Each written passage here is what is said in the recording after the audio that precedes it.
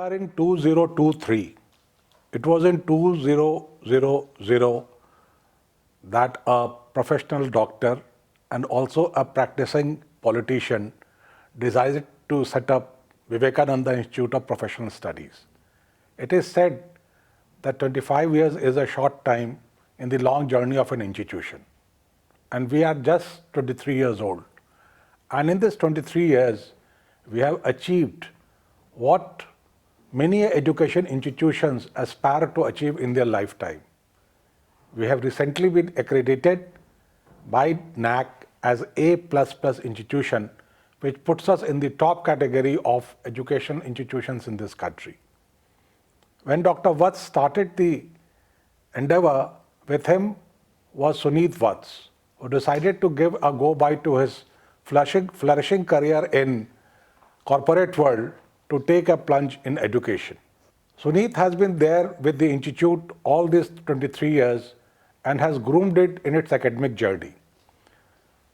It's very important for us to know from him that what brought us to this level, that today we are able to match shoulders, rub shoulders with leading institutions of this country. So may I, ask you to say something yourself, then I'll come to you with the questions. Sure. See, Siddharth sir, the journey has really been, it has its own, because it's a journey, as I said, so it has its own, highs and lows. And I think God has been very kind. Swamiji's name, attached to this institution possibly gave us all the strength that was required. And when we were really low, I think it was, the leadership of the chairman sir. That kind of, he used to pull us up for, whenever we kind of wanted to give up. In hard times, he used to normally pull us up that, no, this is not the time that we should give up and we should stand up, and that's what character is all about. And you are really tested during tough times, so one should not give it up. And we lived by his ideals, so I think Swamiji was a big inspiration in that way. His teachings, we have read his books all throughout. So that formed the very core of, what the institution would stand for.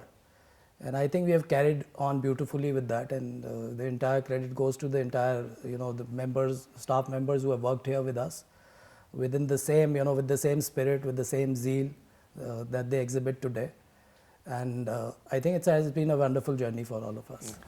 In this era of branding and pitching, and especially for the institutions which are in the private sector, self-financing institutions, the whole idea of when it could have been an easier way to get yourself ranked in, some magazine, some newspaper and other surveys, you went for the rigorous government accreditations, and that has been the practice all through. You did it, say, way back in 2017, you started doing that, and before that also whatever was available. So the whole idea to test yourself on the toughest of the whetstones, so where does that come from, See, the landscape, the education landscape, as you rightly said, is dotted with, institutions all across, and rankings have been overplayed in our country for that matter.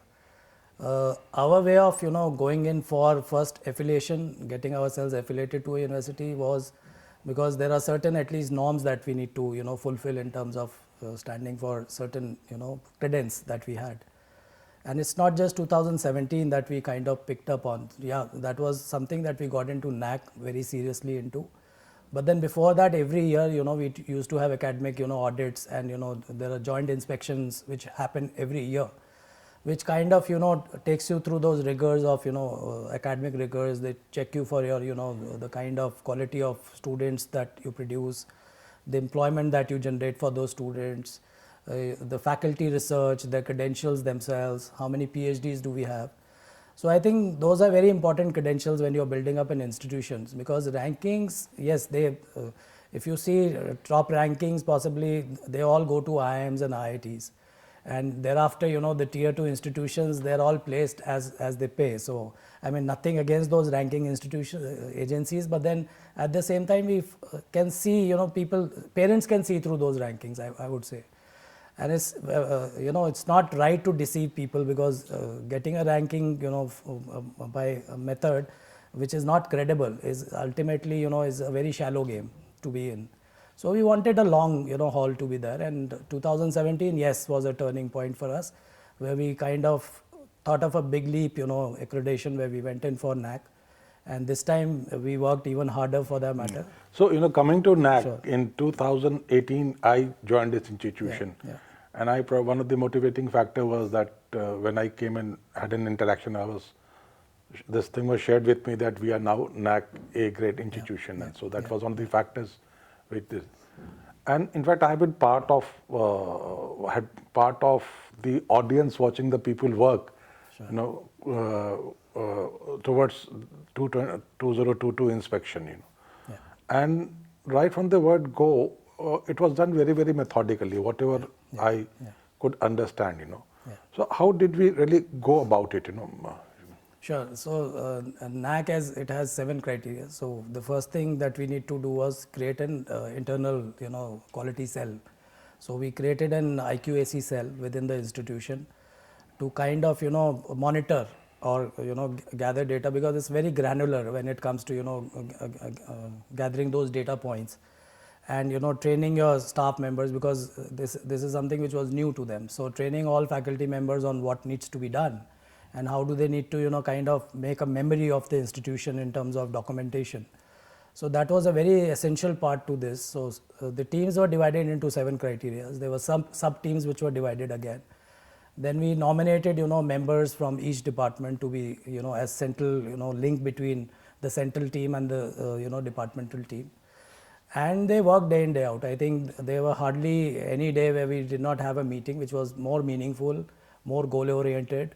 We kind of benchmarked ourselves against 5 institutions of repute, where we could see what they were doing, and it's not just copying them, but then wanting to understand what different can be done in terms of our placement, our positioning as an institution, and how to kind of showcase in terms of a better proposition as an institution. So I think that was how it was made out, and we had many meetings. In fact, during pandemic, I still remember that we had a lot of online meetings, which happened, which was difficult, but then it was remotely managed, and documentation also was remotely managed. So I think the credit goes to the team, the leader who was leading the initiative.